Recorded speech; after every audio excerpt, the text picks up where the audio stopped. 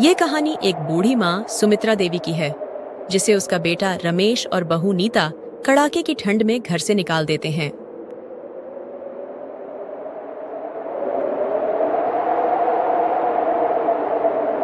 देखो रमेश, अब मुझसे बर्दाश्त नहीं होता।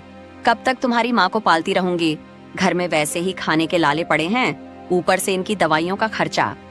लेकिन नीता, माँ को कहाँ भेजेंगे इस ठंड में? बाहर कोहरा पड़ा है, इतनी ठंडी हवा चल रही है। मुझे नहीं पता, या तो इन्हें घर से निकालो या मैं अपने मायके चली जाऊंगी।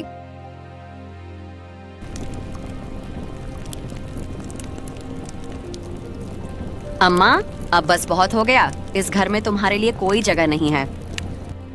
बहू, ये तुम क्या कह रही हो? मैं कहाँ जाऊंगी इस उम्र में?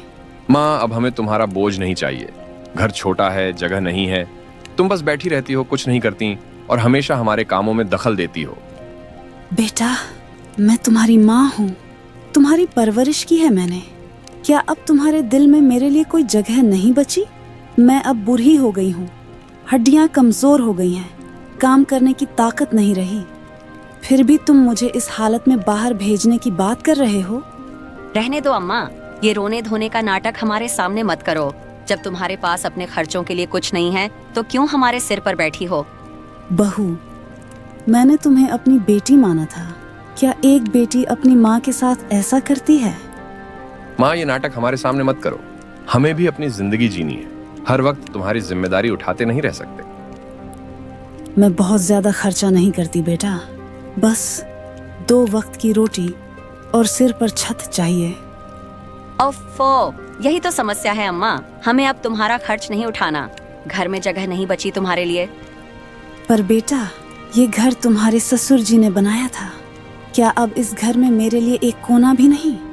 माँ, हमें अब बहस नहीं करनी। साफ साफ सुन लो, या तो खुद से चली जाओ या हमें जबरदस्ती निकालना पड़ेगा।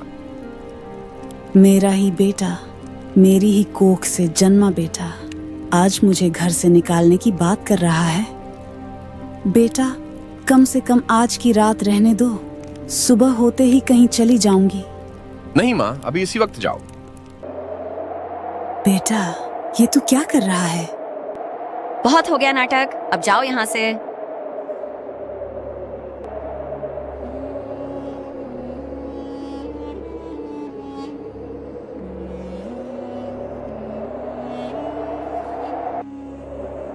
रात का समय था।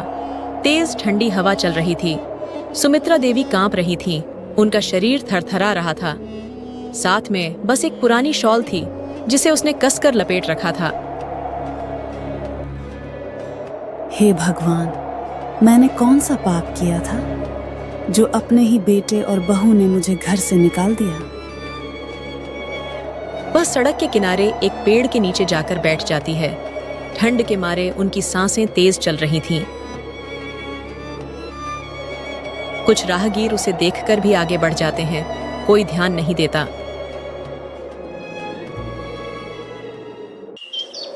सुबह का समय था। हल्की ठंडक बनी हुई थी। वह धीरे धीरे चलते हुए एक किराने की दुकान पर पहुंचती है। सुमित्रा देवी कांपते हुए धीरे धीरे दुकान के पास खड़ी हो जाती हैं। बेटा, 2 दिन से भूखी हूँ, कुछ खाने को दे दो। भगवान तुम्हारा भला करेगा। अम्मा, यहाँ भीख मांगने मत आओ। ये कोई धर्मशाला नहीं है। पैसे हैं तो सामान लो, वरना आगे बढ़ो। बेटा, मैं भीख नहीं मांग रही। बस थोड़ा सा कुछ खाने को दे दो ताकि मैं कुछ खा सकूं। मेरा बेटा मुझे घर से निकाल चुका है। अब कोई सहारा नहीं है। मुझे रोज ऐसे ही भिखारी तंग करने आ जाते हैं। अगर हर किसी को मुफ्त में देने लगूं तो मेरी दुकान कैसे चलेगी? सुमित्रा देवी की आंखें भर आती हैं।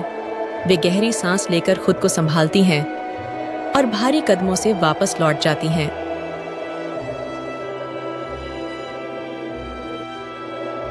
ऐसे ही दिन गुजरते रहे।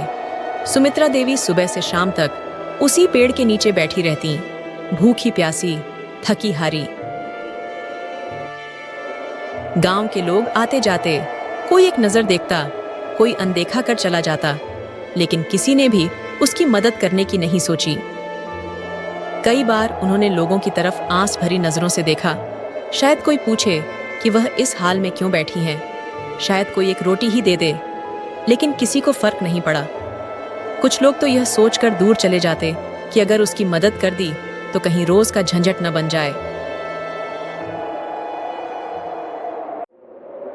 रात होते ही ठंडी हवा उसके कमजोर शरीर को और जकड़ लेती। कभी मंदिर के आंगन में सोती तो कभी किसी टूटी फूटी झोपड़ी के कोने में दुबक जाती। उसका पेट अक्सर खाली ही रहता और जब बहुत भूख लगती तो किसी पेड़ से गिरे हुए सूखे पत्ते या कोई बांसी टुकड़ा उठाकर खा लेती। क्या सच में मेरी जिंदगी अब ऐसे ही कटेगी? वह खुद से सवाल करती, लेकिन जवाब देने वाला कोई नहीं था। उसका मन हर रात यही सोचता कि शायद अगली सुबह कोई मदद करने आएगा, लेकिन हर दिन वैसा ही बीतता जैसे पिछला दिन बीता था, तन्हा, दर्द भरा और निराशाजनक।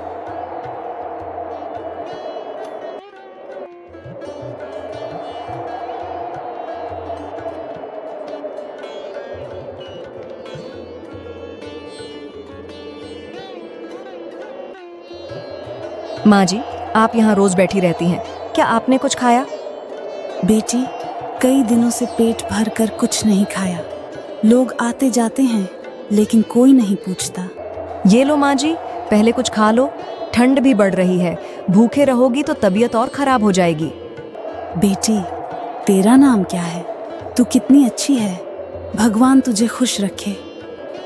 मेरा नाम रुक्मणी है माँ जी, मैं यहीं पास के घर में रहती हूँ। रोज आपको यहाँ बैठा देखती थी तो सोचा कि आज आपसे बात कर लूं। काश दुनिया में सब तेरे जैसे होते। अब तो लगता है कि मैं बस यूं ही दुनिया से चली जाऊंगी। ऐसा मत कहो माँ जी, भगवान सबका ख्याल रखते हैं। मैं फिर आऊंगी, आप अपना ध्यान रखना। रुक्मणी वहां से चली जाती है। सुमित्रा देवी उसे जाते हुए देखती रहती हैं। उसकी आंखों में उम्मीद की एक नई किरण झलकती है। रात का समय था, तेज ठंडी हवा चल रही थी। सुमित्रा देवी कांप रही थी, उनका शरीर थरथरा रहा था। साथ में बस एक पुरानी शॉल थी जिसे उसने कसकर लपेट रखा था। हे भगवान, मैंने कौन सा पाप किया था जो अपने ही बेटे और बहू ने मुझे घर से निकाल दिया? वह सड़क के किनारे एक मंदिर के पास जाकर बैठ जाती है। ठंड के मारे उनकी सांसें तेज चल रही थीं। कुछ राहगीर उन्हें देखकर आगे बढ़ जाते हैं, लेकिन कोई ध्यान नहीं देता।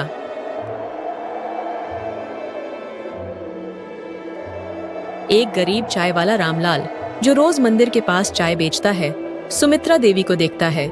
वह उनके पास आता है।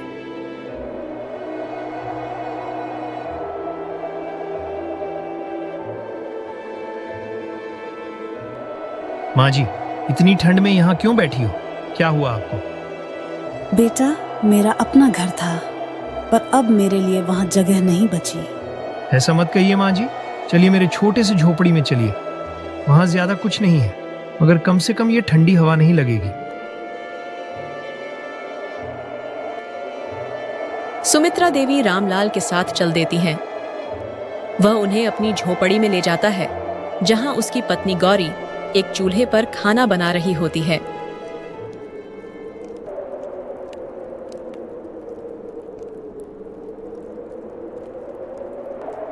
अरे, ये माँ जी कौन है? गौरी, इन्हें इनके अपनों ने ठंड में बाहर निकाल दिया। अब ये हमारे साथ रहेंगी। माँ जी, अब से आप हमारी माँ हैं। मैंने अपनी पूरी जिंदगी अपने बेटे और बहू के लिए लगा दी, पर उन्होंने मुझे घर से निकाल दिया और तुम जैसे अजनबियों ने मुझे अपनी माँ मान लिया। माँ जी, खून के रिश्ते हमेशा सगे नहीं होते, कुछ रिश्ते इंसानियत से भी बनते हैं। सुमित्रा देवी पहली बार सुकून महसूस करती हैं। उनकी आंखों में कृतज्ञता के आंसू थे।